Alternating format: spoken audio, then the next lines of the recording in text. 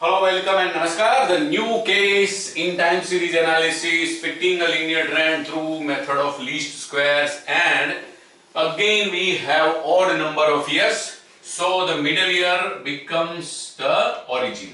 But this time the interval is not of 1 year. See the time series 2008, 2010, 2012, 2014, 2016. So the interval is of 2 years. Let's determine x, that means the variable, rather conversion of time factor into a variable. It is year or period minus origin divided by interval. In this case it will be for 2008, it will be 2008 minus origin 2012 divided by the interval of 2. Minus 4 divided by 2, so it comes to minus 2.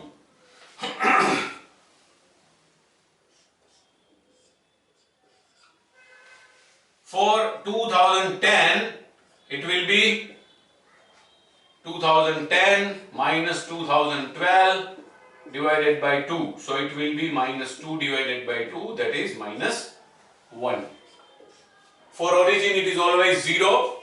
And for the year after origin, they are positive. So in this way, we can determine x, and it is always 0.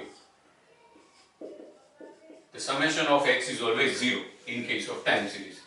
And in this case, revenue is the dependent variable and it is y. The summation of this dependent variable is 505, sigma y. And we know that we need two more summations, sigma xy and sigma x square, and these four summations will be substituted in two normal equations. So let's find out xy first.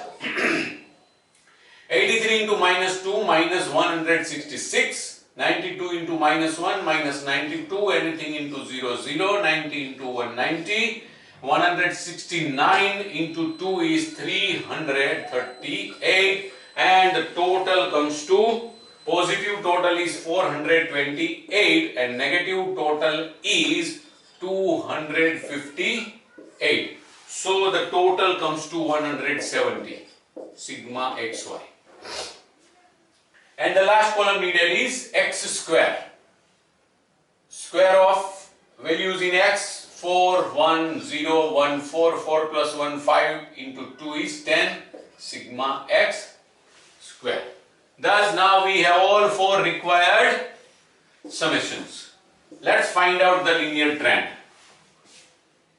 And the linear trend, to find the other linear trend, let's remember the equation is estimated value of y is a plus bx, and from this we can easily write the normal equations which we use as formula.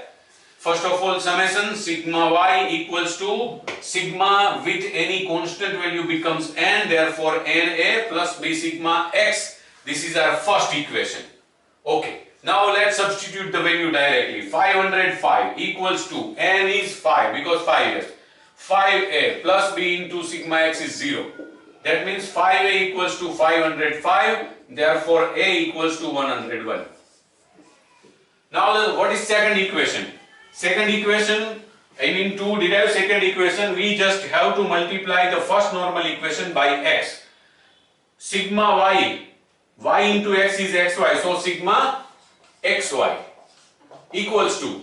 Now we know that n here is actually sigma, but it is with constant value a, that's why it is written as n.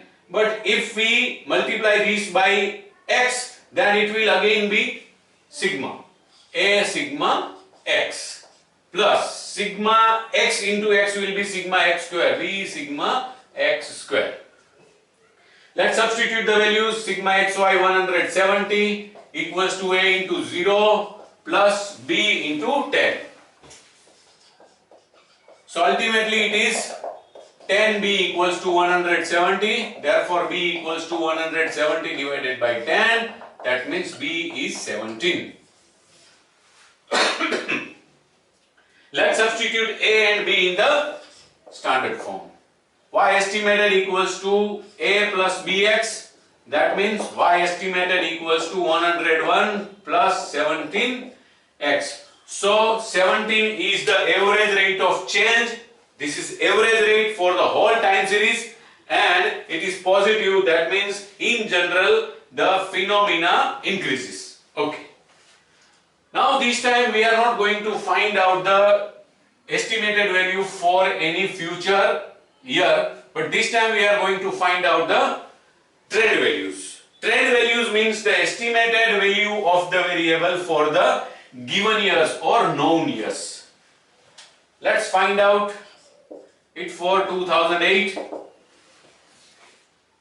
For 2008 value of x is minus 2, so it is 101 plus 17 into minus 2, that is 101 minus 34, that is 67.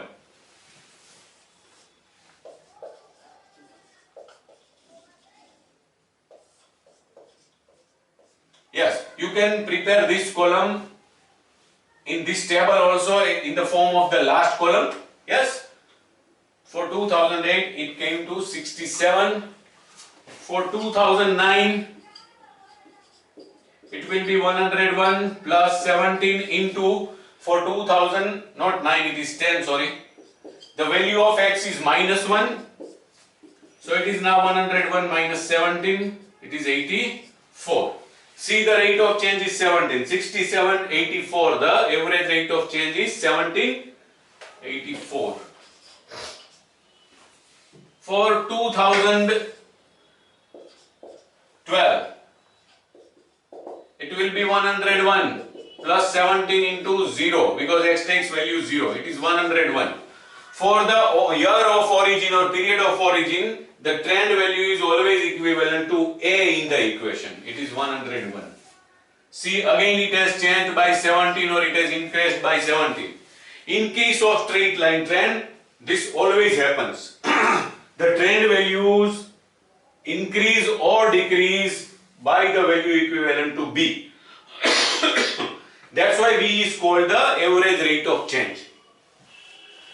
I leave it to you now to calculate the trend values of 2014 and 16. I am going to write it directly. 101 plus average rate of change 17. So for 2014 it must be 118. And similarly for the year 2016, again I am going to add 35. So for 2016 it should be 135. Now it is your work to find out these two answers through this process. Let's check. What is the summation of this column?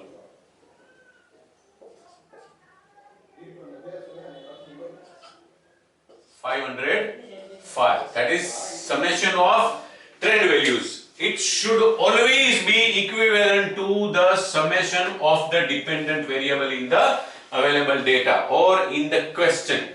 These two must be same. Yeah. It should be as near as possible to this total. Sometimes A or B or both are not integer values of this kind. There can be a very slight, very small difference between these two summations. But in general, these two summations must be the same. So this is a very good checkpoint for you as a student in examination. Just after finding all the trend values, get its summation. It will be a very small general checkpoint.